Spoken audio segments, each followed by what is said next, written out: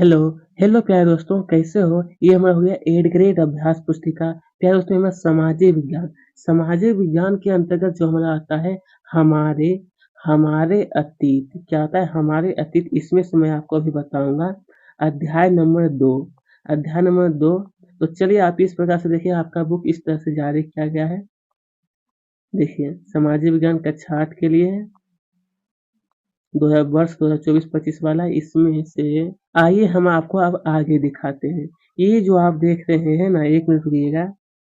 हाँ, ये देखिए, अध्याय नंबर 2, जिसका नाम यहाँ पर दिया गया है कि व्यापार से साम्राज्य तक कंपनी की सत्ता स्थापित होती है। इसका संपूर्ण हल मैं आपको अभी बताऊंगा पीडीएफ के द्वारा, नई किताब। तो प्यारे मित्रों, ये जो आप सब देख रहे हैं बिल्कुल नई किताब 2024-25 वाला, इसका मैंने एक अच्छी तरह से पीडीएफ बनाई हुई। यहाँ पर से बताने में बहुत ही आसानी होता है, इसीलिए मैं बनाता हूँ। तो चलिए प्यारे मित्रों, अब हम लोग शुरू ही करते हैं। यहाँ पर अध्याय 2, जिसका नाम है व्यापार से समाज तक कंपनी की सत्ता स्थापित होती है। इसमें देखिए, पहला प्रश्न आपके बुक का, नई किताब, ईस्ट इंडिया कंपनी के शुरुआती व्यापारियों का किस नाम से जाना जाता है? कौन से नाम से? फैक्टर, दीवान, नवाब या फिर सौदागर के नाम से? तो ये है दोस्तों, फैक्टर के नाम से उन्हें जाना जाता था। ठीक है, आइए। इसी प्रकार से प्रश्न 2 में कहा गया फरमान।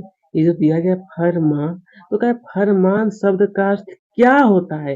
क्या शाही आदेश, शाही कोतवाल, मुक्त व्यापार या फिर संधि पत्र? तो ये हो जाएगा दोस्तों शाही आदेश, इसका अर्थ होता है। आइए, फिर कहा है कि मालाबार तट किन वस्तुओं के व्यापार के लिए प्रसिद्ध है? किसके लिए? तो गेहूं, चावल, काली मिर्च, इलायची, ज्वार, बाजरा या फिर रेशम? तो ये है दोस्तों, काली मिर्च और इलायची के नाम से वो क्या है, काफी प्रसिद्ध है। चलिए, इसी पर देखिए, प्रश्न क्रमांक 4 में कहा गया आखिरकार से कि प्रारंभिक ब्रिटिश जो शासन था ना, प्रारंभिक ब्रिटिश शासन काल में प्रशासकीय इकाइयों को किस नाम से जाना जाता था? किस नाम से? तो यहाँ पर कहा गया है ऑप्शन में कि फैक्ट्री या फिर प्रेसिडेंसी या फिर कोर्ट या फिर रेगुलेटरी के नाम से। तो ये मुझे दसवां प्रेसिडेंसी के नाम से उन्हें हम लोग जानते थे। आइए, अब पांचवा प्रश्न देखिए, तो यहाँ पर कहा है कि कुशासन कुशासन के आधार पर किस राज्य को ब्रिटिश साम्राज्य में मिलाया गया? कुशासन के आधार पर यहाँ पर झांसी, सतारा, नागपुर या फिर अवध? तो ये है दोस्तों अवध में इसे मतलब मिलाया गया था। ठीक है, तो चलिए अब आगे देखते हैं। तो फिर आइए दोस्तों, अब आगे देखते हैं। यहाँ पर क्या है, रिक्त स्थानों की पूर्ति कीजिए। यहाँ पर कहा गया कि 1651 ईस्वी में, कब? तो 1651 ईस्वी में हुगली नदी के किनारे, यहाँ पर आप सबको भरना दोस्तों, ईस्ट इंडिया, क्या लिखना है, ईस्ट इंडिया व्यापारिक कंपनी ने फैक्ट्री आरंभ की थी। ठीक है, इसी तरह यहाँ पर कहा गया कि ईस्ट इंडिया कंपनी को 1765, यहाँ पर क्या बना आपको दोस्तों, बंगाल लिखना है कि बंगाल प्रांत की दीवानी प्राप्त हुई। क्या? बंगाल प्रांत की दीवानी। इसी तरह से जब हम लोग आगे की ओर देखते हैं, तो यहाँ पर कहा है कि सिराजू डोला की पराजय में उसका उसका सेनापति कौन था दोस्तों? यहाँ पर हो जाएगा मीर जाफर भी एक कारण था। आइए दोस्तों, इसी प्रकार से यहाँ पे देखिए, क्या है, लॉर्ड डलहौजी के शासन काल में, यहाँ पर क्या है दोस्तों, आप सबको भर लेना है विलय। क्या लिखना है? विलय नीति चलाई गई। कैसी? तो विलय नीति। अब यहाँ पर ब्रिटिश कंपनी काल में सर्वोच्च न्यायालय की स्थापना यहाँ पर आप सबको लिखना है दोस्तों, रेगुलेटिंग एक्ट के तहत किए थे। कब? तो रेगुलेटिंग एक्ट के तहत। आइए आइए, यह भी हमारा क्लियर हो गया। फिल इन द ब्लैंक्स आप इसे अच्छी तरह से भर लीजिएगा। तो दोस्तों, अब हम लोग आगे की ओर देखते हैं। यहाँ पर आपसे देखिए गौर करके, तो यहाँ पर कहा गया है कि किस किस पुर्तगाली यात्री द्वारा भारत तक पहुंचने के लिए समुद्री मार्ग का पता लगाया गया था? कौन है दोस्तों पुर्तगाली यात्रा द्वारा? आइए, इसके बारे में लिखना है कि वास्को वास्को डी गामा, पुर्तगाली यात्री द्वारा ये 1498 में भारत तक पहुंचने के लिए समुद्री मार्ग का पता लगाया गया था। कब? तो समुद्री मार्ग का पता यह 1448 सॉरी 98 यहाँ पर 1498 में पता लगाया गया था। ठीक है, समुद्री मार्ग की खोज उसी वक्त हुआ था। आइए आगे देखते हैं। तो यहाँ पर क्या है, इजाजतनामे। क्या इजाजतनामे जो है दोस्तों, ये इजाजतनामे इसका क्या अर्थ होता है, इसके बारे में लिखना है कि इजाजतनामे का मतलब यह था कि इंग्लैंड की कोई और व्यापारिक कंपनी इजाजतनामे में बताए गए इलाके में ईस्ट इंडिया कंपनी से होड़ नहीं कर सकती थी। किसके लिए दोस्तों? तो कहा ईस्ट इंडिया कंपनी से होड़ नहीं कर सकती थी। ठीक है, आइए दोस्तों अब हम लोग आगे की ओर देखते हैं। तो यहाँ पर हमसे फिर पूछा गया कि बक्सर, ये जो हमें दिया गया है बक्सर, क्या बक्सर के युद्ध युद्ध के क्या कारण हुए थे? आखिर ये जो युद्ध हुआ था, आखिर उसका कारण क्या था? तो इसका उत्तर लिखना है कि बक्सर युद्ध का सबसे महत्वपूर्ण परिणाम भारत की सर्वोच्च शक्ति सम्राट शाह आलम, उसका नवाब वजीर व बंगाल का नवाब संयुक्त रूप से पराजित हुए। युद्ध युद्ध में सम्राट के हारने से कंपनी की शक्ति और प्रभुत्व को जनता को स्वीकार करना पड़ा, जिससे भारतीय शक्तियों की प्रतिष्ठा का पतन हो गया था। ठीक है, यह प्रश्न क्रमांक 9 का उत्तर। इसी प्रकार से आपको भी अच्छी तरह से नोट करिए। अब आगे की ओर देखते हैं। इसके आगे जब हम लोग देखते हैं तो यहाँ पर पूछा गया था कि पानीपत की तीसरी लड़ाई क्यों महत्व है। आखिरकार दोस्तों पानीपत की जो तीसरी लड़ाई हुई थी, आखिरकार वो क्यों क्यों महत्व है। तो आइए इसके बारे में लिखना है कि पानीपत की तीसरी लड़ाई 1761 में कब हुआ था? 1761 में अफगान आक्रमणकारी अहमद शाह अब्दाली और पुणे के सदाशिवराव भाऊ पेशवा के बीच लड़ी गई थी, जिसमें मराठों की हार हुई। यह मराठों की सबसे बुरी हार थी। इस युद्ध ने भारत में अंग्रेजों की विजय के रास्ते खोल दिए थे। विजय का मतलब दोस्तों जीत का जो रास्ता था उसे खोल दिए थे। ठीक है, पानीपत की तीसरी लड़ाई क्यों महत्व है? तो इसी के चलते बहुत सारा अच्छा काम भी हुआ था इसके लिए। आइए अब देखते हैं। यहाँ पर फिर हमसे कहा गया, एक मिनट रुकिएगा। क्या यूरोप के बाजारों में भारत की किन वस्तुओं की मांग अधिक थी? यूरोप के बाजारों में भारत की कौन सा वस्तु है जो कि उनका मांग अधिक था? तो इसके बारे में आप सबको लिखना है। यूरोप के बाजारों में भारत में बने बारीक सूती कपड़े और रेशम की जबरदस्त मांग थी। इनके अलावा काली मिर्च हो गया, लौंग हो गया, इलायची और दाली मिर्च की भी मांग क्या था, वहां पर बहुत अधिक मात्रा में था। ठीक है, यूरोप के बाजारों में भारत की ये सब वस्तु था जो कि बहुत ही मांग किया जाता था। अब इसी तरह से आगे देखो तो यहाँ पे क्या सहायक संधि की शर्तें क्या थी? किसकी? ये जो सहायक संधि जो है, सहायक संधि इसकी शर्तें क्या थी? तो आइए इसके बारे में लिखना है कि सहायक संधि की शर्तें। पहला आप सबको लिखना है कि भारतीय शासकों को अपने अपनी स्वतंत्र सेना रखने की इजाजत नहीं होगी।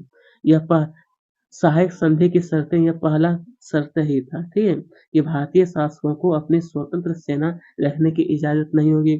फिर दूसरा में आपको लिखना है कि दूसरा संधि हुआ था दोस्तों की देशी रियासत कंपनी की अनुमति के बिना किसी अन्य राज्य से युद्ध संधि या मैत्री नहीं कर सकेगा।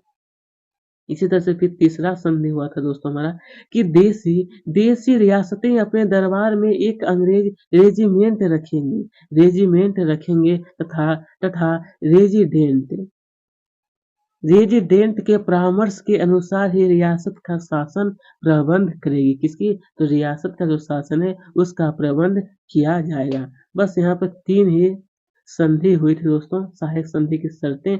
यहाँ पर आपको 3 शर्तें बताया गया है, तो ही आपको नोट करना है, ठीक है। तो आइए दोस्तों अब आगे देखते हैं हम लोग।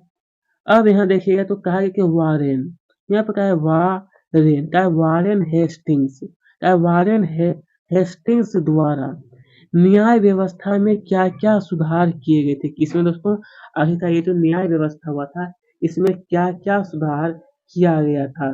तो आइए इसके बारे में आप सबको लिखना है कि वारेन वारेन हेस्टिंग्स द्वारा द्वारा न्याय व्यवस्था न्याय व्यवस्था में निम्नलिखित सुधार किए गए थे। इसमें से पहला सुधार आपको लिखना है कि 1772 में वारेन हेस्टिंग्स द्वारा एक नई न्याय व्यवस्था स्थापित की गई। यह पहला हो गया। फिर आपको दूसरा व्यवस्था में लिखना है कि इस व्यवस्था में इस व्यवस्था में प्रावधान किया गया कि हर जिले में 2 अदालत होगी, एक फौजदारी अदालत, दूसरा दीवानी अदालत। पहला कौन सा दोस्तों? यह होता है फौजदारी अदालत, दूसरा दीवानी अदालत।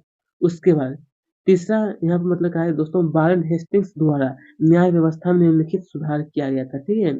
यह पहला पॉइंट हो गया, यह दूसरा हो गया। फिर तीसरा पॉइंट में लिखना है कि रेगुलेटिंग एक्ट के अंतर्गत एक नए सर्वोच्च न्यायालय की स्थापना भी की गई थी, ठीक है। ये तीनों पॉइंट आप अच्छी तरह से नोट करिएगा। तो चलिए प्यारे दोस्तों अब आगे की ओर देखते हैं। हालांकि यहाँ पर कहा है प्रश्न क्रमांक 14 में कि ये जो प्लासी जो हुआ था दोस्तों, प्लासी युद्ध के क्या कारण थे, आगे का प्लासी युद्ध क्यों हुआ, किस लिए हुआ, वो बताना है। तो चलिए लेना कि प्लासी युद्ध के निम्नलिखित कारण थे। प्लासी युद्ध के निम्नलिखित कारण थे। इसमें से पहला पॉइंट में आप सबको लिखना है इस प्रकार की 1756 में अलीवर्दी खान की मृत्यु के बाद सिराजुद्दौला बंगाल के नवाब बने। फिर दूसरा पॉइंट में लिखना है कि कंपनी को सिराजू सिराजुद्दौला की ताकत से काफी भय था, क्योंकि क्योंकि वह कंपनी को व्यापारिक रियासतें तथा अन्य सुविधाएं भी आसानी से प्रदान नहीं करते थे, इसीलिए। फिर तीसरा, नवाब की कासिम बाजार में स्थित इंग्लिश फैक्ट्री पर हमला बोल दिया। इसलिए दोस्तों ये प्लासी का युद्ध होने का निम्नलिखित कारण है, जो यहाँ पर मैंने आपको 3 कारण बता रहा हूँ, ठीक है। ये 3 कारण आपको भी लिखिएगा।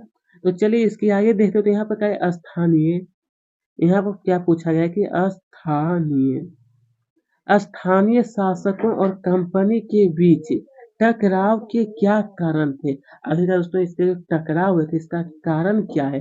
तो लिखना कि स्थानीय शासकों और कंपनी के बीच संघर्ष, विस्तारवादी नीतियों, स्थानीय क्षेत्रों पर अतिक्रमण, भारी कर लगाने, स्थानीय मामलों में हस्तक्षेप, प्रतिरोध का हिंसक दमन और संस्कृतियों के टकराव जैसे जैसे विभिन्न कारण थे वहां के, ठीक है। तो दोस्तों यही आपको लिख लेना है, उसके बारे में यहाँ पर बताया गया है।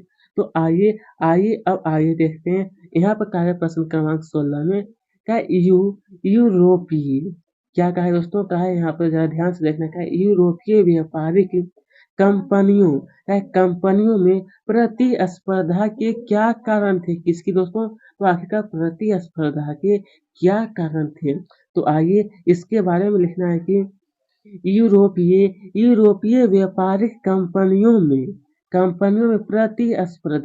प्रतिस्पर्धा के प्रमुख कारण निम्नलिखित थे। इसमें से पहला कारण आप सबको लिखना है। पहला कारण यहाँ पर बताया गया दोस्तों कि सभी व्यापारिक कंपनियां एक जैसे ही वस्तुएं खरीदना चाहती थी। फिर दूसरा कारण में आप सबको लिखना है, सभी व्यापारिक कंपनियां अधिक मुनाफा अर्जित करना चाहती, मतलब अर्जित का मतलब था कि अधिक कमाना वह चाहती थी। उसके बाद तीसरा लिखना कि बाजारों पर कब्जे की होड़ में व्यापारिक कंपनियों के बीच आपस में लड़ाइयाँ शुरू हो गई। आपस में क्या हुई दोस्तों? लड़ाइयाँ जो थी वो शुरू हो गई थी। बस यही आपको दोस्तों तीनों पॉइंट लिख लेना है। मतलब यहाँ पर क्या है कि यूरोपीय व्यापारिक कंपनियों में प्रतिस्पर्धा के क्या कारण हैं? तो यहाँ पे मतलब 3 कारण आपको बताए गए, तभी आपको 3 कारण लिखना था, जो मैं आपको बता चुका हूँ। तो प्यारे दोस्तों, इस अध्याय का संपूर्ण हल हो चुका है। अगर अभी तक हमारे चैनल को सब्सक्राइब नहीं किया तो ज़रूर करें, साथ में वीडियो को भी लाइक करें। आप सबका दोस्तों बहुत-बहुत धन्यवाद।